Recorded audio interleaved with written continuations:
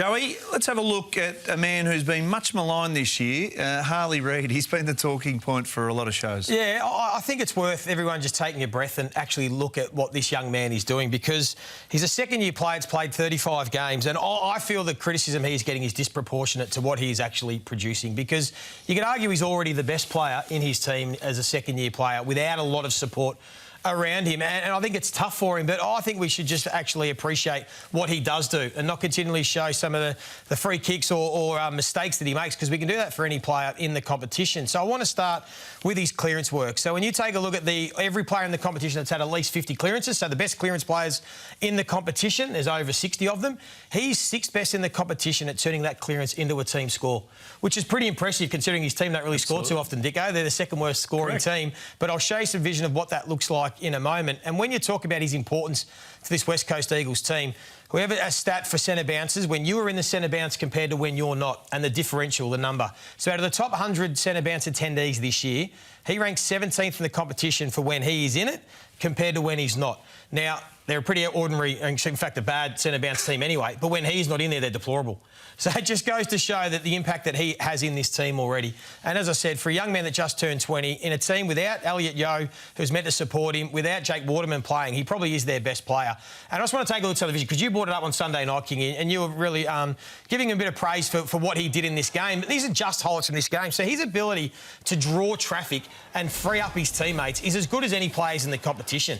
Now, sometimes he does overdo it and he gets caught holding the ball. I would think, Dicko, we want a player that you need to try and tone it back 10% and say, look, just find the balance and get it right. But you'd rather the positivity of getting caught holding the ball, trying to make the play, than a guy that's getting caught holding the ball because he's got no awareness, or, you know, he's getting caught blindsided. So these are just some of the clearances that he was able to generate by himself in a game where he was pretty good. He wasn't great. Certainly wasn't the best player on the ground, but he's really having an impact on this team. And as you've touched on, Kingy, like, he's not working with much. And this is just one example. So this handball in his forward 50, but then watch what happens from here. So then he spins out and ducks into space. Now, this is what Isaac Heeney does. This is what Christian Petrarca does, all the best players.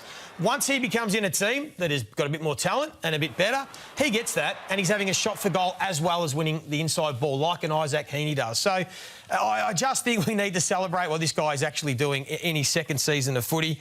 And the reason why is because I thought it's worth taking a look at players that are currently playing that are going to be Hall of Famers. So we're talking about Paddy Dangerfield, Bontempelli, Petrarca, and let's actually just take a breath and look at what they were doing in their first 35 games of footy. And you can actually see pretty well that Reid stacks up okay. Now, if you want to talk about play ratings, he's a slightly down because he gives away 2 rating points a week for free kicks. He gives away too many. Good on him. He's got warts in his game. But as we said, you'd rather temper them. But you can go through, and even when I started off by looking at the likes of Ablett and Hodge and these guys, same sort of thing. They weren't shooting the lights out. Like Dangerfield and Petrarca, after 35 games, had 2 Brownlow votes each. Reid got 7 in his first year. You know, Bontempelli had a bit more, he had about 15, and we know how great he hit the ground running. But I just think we should all celebrate what he's doing, take a breath. Yes, he's got flaws and he's not perfect, but he's got the right intent, Kingy. I think his effort's there, and he's leading his team in a year that is really difficult. He's had 6 wins. All those other boys were playing in finals in their second and third year. Dangerfield at Adelaide. Bontempelli was playing in finals his second year, and Petrarca was winning more games. So it's been tough, but I just wanted to just spin the narrative, because I don't like the perception that he's getting that I don't think's fair. No, I said this on Sunday. Yeah. I think he's played team-first footy the last 2 weeks, and we've seen him try to break through tackles that, you know, sometimes is done in a selfish sense and sometimes it's done for the team. I think he's slanted it back towards the team now. No one's broken more tackles in the competition than him this year. He wants the confrontation. You want that mindset. I don't know why we're bashing a kid that is taking giant strides in a team sense. The coach would love him. I mean, if we had Minnie on here, he'd say, look, this is what I want from him. OK, he had 17 touches last week, 12 handballs. You probably want him getting 25 to 30. But what a start it's been. Yeah. Give the kid a chance. I've got him as high as anyone. I think he's going beautifully, and I've said this all along. Like, what he's producing in a young team developing with the weight of the world on his shoulders in Perth, that is a massive, monstrous effort what he's producing this year. I love the fact that he's fighting back on the field. You can say what you want. Everyone's got a short memory. All the great players used to fight and scrap when they first got picked up. They've got that competitiveness in it. They've got the fire in the belly. Yeah. They've got the Billy Elliot. What do you... I just feel like burning inside. That's what it is. That's what it's about. When he gets more support around him and he gets some better players and gets some senior players back. I mean, at the moment, he's in that midfield fighting with Brady Hoff, Elijah Hewitt and Jack Graham. You know, like it's tough. It's a tough going. Those other boys, you know, had senior players around them. Ryan Griffin at the Dogs and Dangerfield still had Scotty Thompson and these. So I think it's just worth giving him a shout out. I love the fact you pointed out too. If a good team, and not disrespecting West Coast, we know where they're at, but he's in Collingwood, he gets hit that ball, he has a shot on goal. He has probably 25. He's averaging 25, 30 through that midfield. So cool your Jets on Reid. He's going beautifully. I love it, Joey. Well done. It's time for David King to let rip on Heeney. Hine. I love Isaac Heeney and what Brody Grundy were able to do last week. Their communication is the best of the competition. Just have a look at how early these guys are saying, this is what we want to do as they're coming into a stoppage. Ball goes out of bounds. Look where Heeney is. He's about 70 from goal. He's looking for Grundy. Hey, listen, this is what we're doing. You ready? Look, Grundy's miles away. You can have that conversation about how long we'll allow the ruckman to get to the ball another day. But look at him here. He's in now organising the rest of the troops. Hey, you do this, you do that. If you can get a block for me, great, I'm going. Grundy knows where he's going. Isaac knows where he's going. Pulls him in, slips forward. Goal. Beautiful. Now, this is two guys at the top of their game. Absolute top of their game.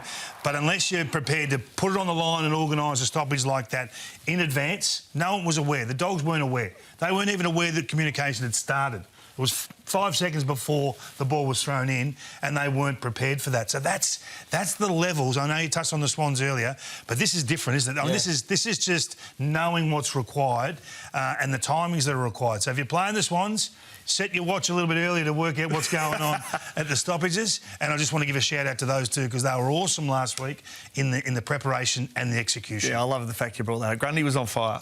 Never walk away from a heater. He's like, I'm on fire. I can hit it anywhere and they're just going to have a feed.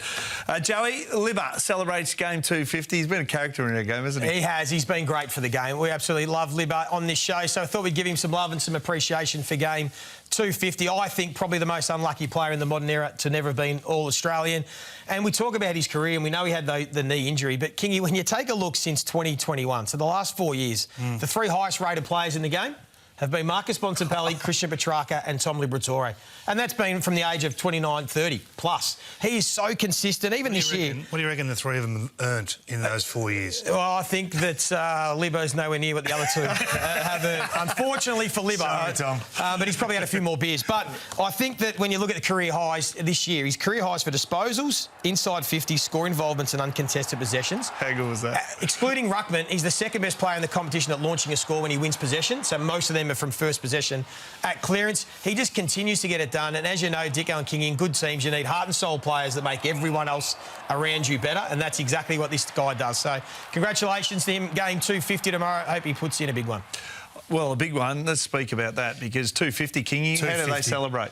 He's putting on a few pots everywhere. He's got the Ascoval Hotel on the Mona Castle. He's shouting. It's a great phenomenon. 4 o'clock, I'll meet you there. Who would you take, Redpath, Biggs, Gowers or Libba in the post-match for a couple of hours? Libba. They had some crazies. Well done, Libba. Good stuff.